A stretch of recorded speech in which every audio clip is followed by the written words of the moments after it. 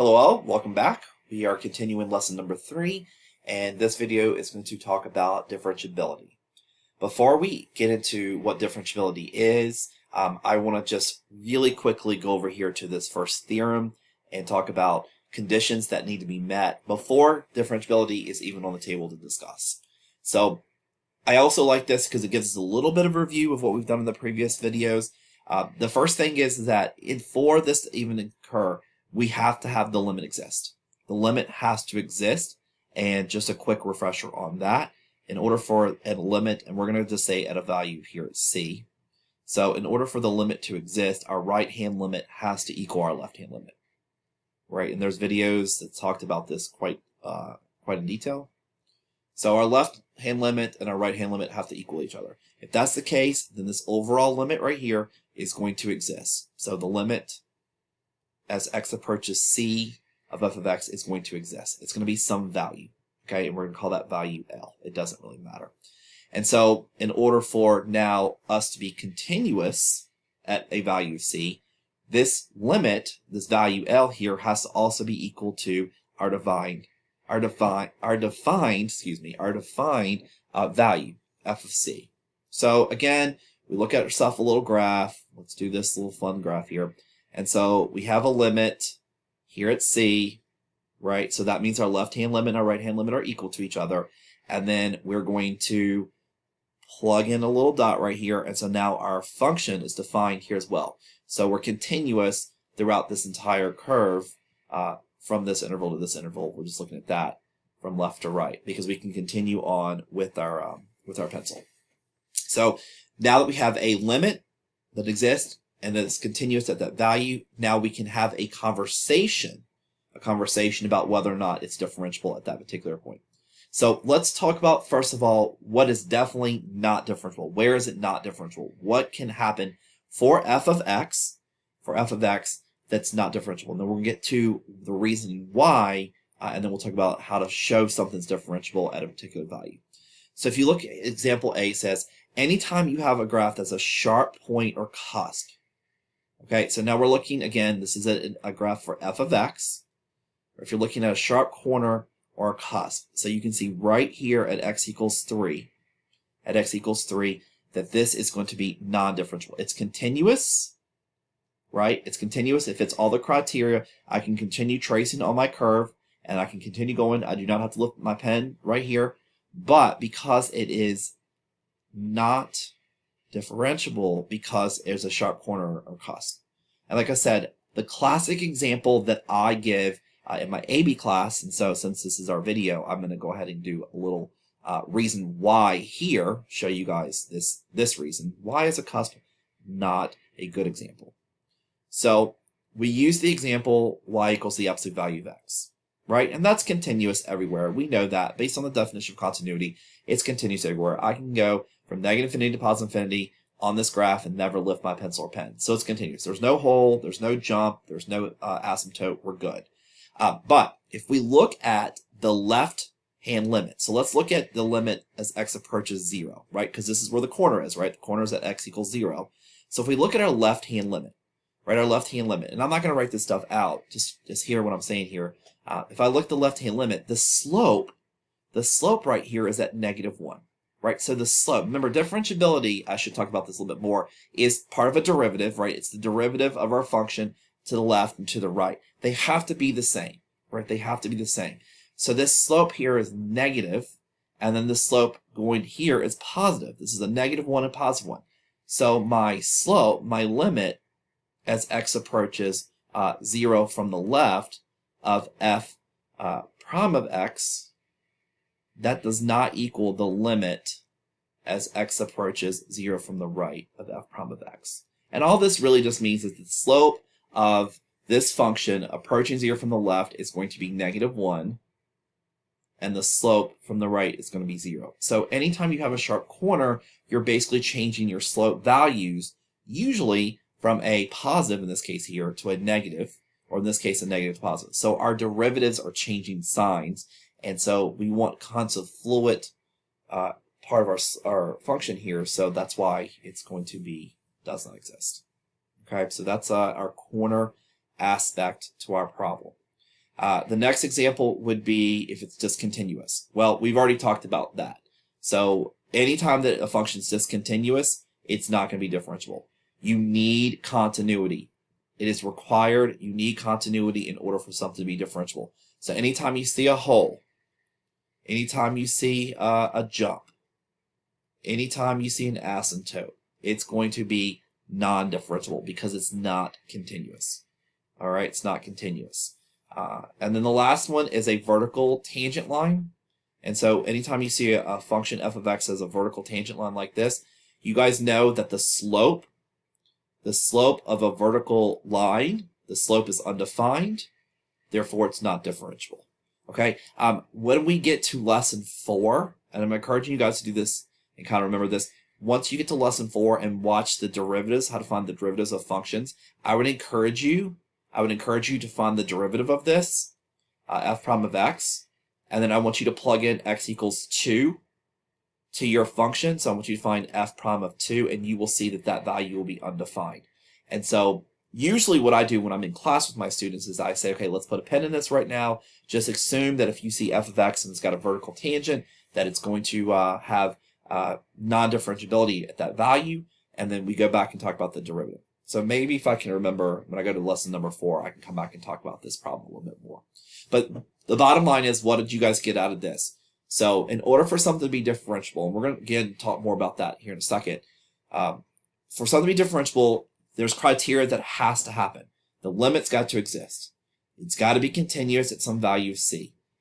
Your function, your graph of your function cannot have a corner or a cusp. When you graph it, it has to be continuous on the interval that we're looking at for differentiability, and there can be no vertical tangent lines.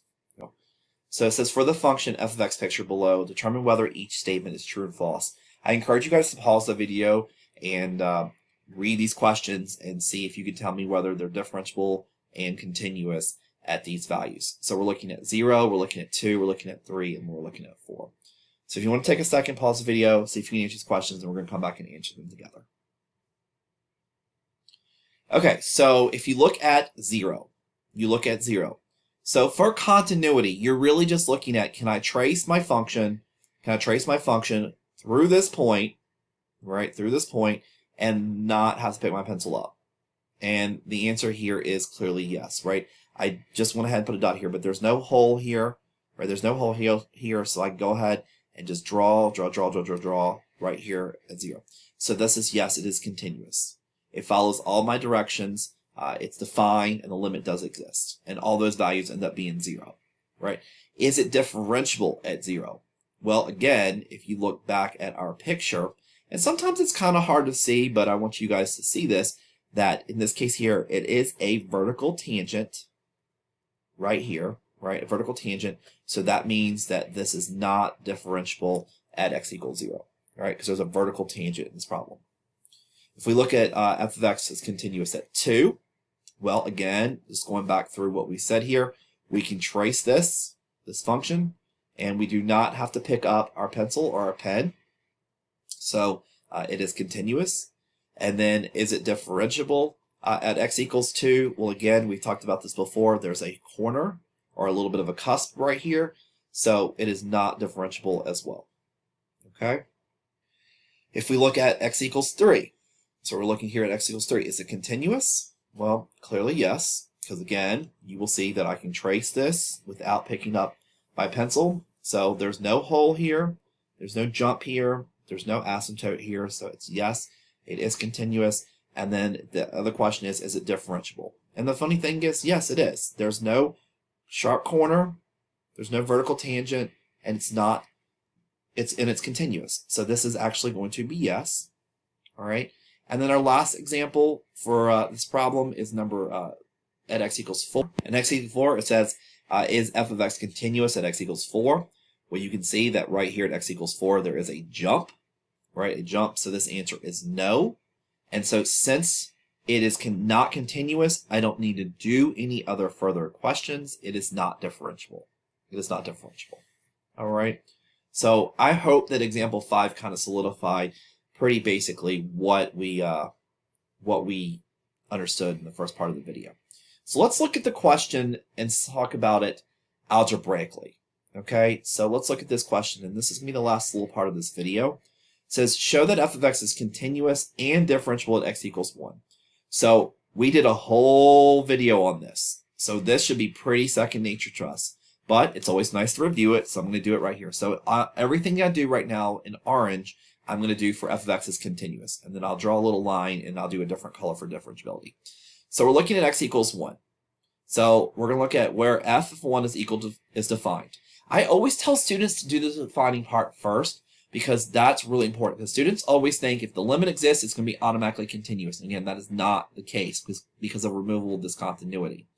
So if I look at where f of 1 is equal, where f of x is defined at 1, again, we're just looking at this little equal sign right here. We don't care about the left in and the greater than. So it's equal here. So we're going to look at the function of x squared plus 1. So this right here, this little piece is where f of 1 is defined, right? So we're going to plug in 1 here, and we're going to get the value is 2. All right, we get the value is 2. The second thing we look at is the limit as x approaches 1 from the, and since we did left hand, right? Left hand limit, because the less, right, LL, less than is the left hand limit. So we've already found the left hand limit, and I'm going to go ahead and write this in here. You guys can write f of x. We've had this conversation before, but we've already found that limit because they're the same thing. So it's defined. So basically what this means is that if we're looking at x equals 1, right, we're looking at x equals 1, and we're at 2, we know that whatever's happening over here, we know that it's at least going to look like this, right? So it's going to be continuous to 2, and then it's defined here at this value. So that's what visually this looks like. And clearly this is not that graph, but this is the idea of what we're looking at. Let's look at the right-hand limit. The right-hand limit, and so this is going to be at 2x, right? Because we're looking at greater than now. So this is the right-hand limit. And so we're going to plug in 1 here. We're going to get 2. And so we can now say that the overall limit, right? We can now say that the overall limit as x approaches 1 of f of x is equal to 2. And we can now say, and there are 3 criteria that I talked about before. So these are your 3 criteria. It's defined, the overall limit exists. Again, if you have a piecewise function, you need to verify that. So now we can confirm that this is also going to be 2. And then we have to say that f of 1 is equal to the limit as x approaches 1 of f of x. Okay, so review that. So now let's look at this second part. And so if I go through this next part about differentiability, so I'm going to do this now in brown. So differentiability at x equals 1. Well, the first thing you have to do is you have to take the derivative of each individual piece. And again, I know we haven't really talked about derivatives. That will be lesson number 4. But for right now, just know that the derivative of x squared plus 1 is 2x. The derivative of 2x is simply just 2. If you look at lesson number 4, you can come back to this particular video and see it. So 2x and 2. And all you have to do here is once you've found these derivatives, and by the way, notation. I have an f prime here for x. That just means I've taken the derivative of this, and then right here. You just have to find the limit. Okay, you have to find the limit as x approaches 1 from the left, and that's going to be 2x. You have to find the limit as x approaches 1 from the right, and you have to see what these values are. So you plug in this, you get 2.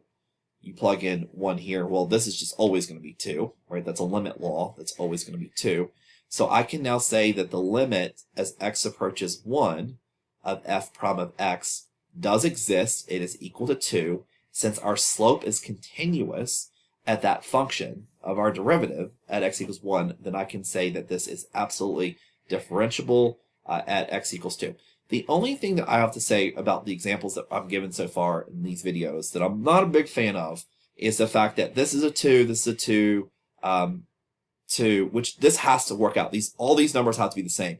However, if this had been a 5 and a 5, we are still good. As long as these two numbers are equal to each other, as long as this number, they don't have to match these numbers over here. So I just want to clarify by saying that.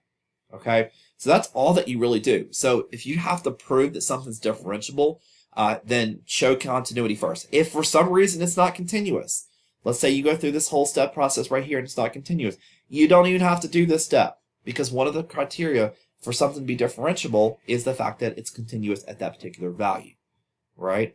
So once you do that, you're going to find the derivatives of the top, the bottom, and then you're going to do the same thing with just the limits, because again, we're just looking at the slopes. We want to know what the slopes are at this particular thing. Is the slopes being consistent with what we're doing right here? All right, so that's all that we want to talk about. And really what that means is that when you draw yourself a tangent line, are you able to draw yourself a tangent line of this curve, and then this slope of this right here, this slope of this tangent line would be equal to 2. So that's really the idea of what we're doing for differentiability. All right, so hopefully that makes some sense to you guys, and I will see you in the next video.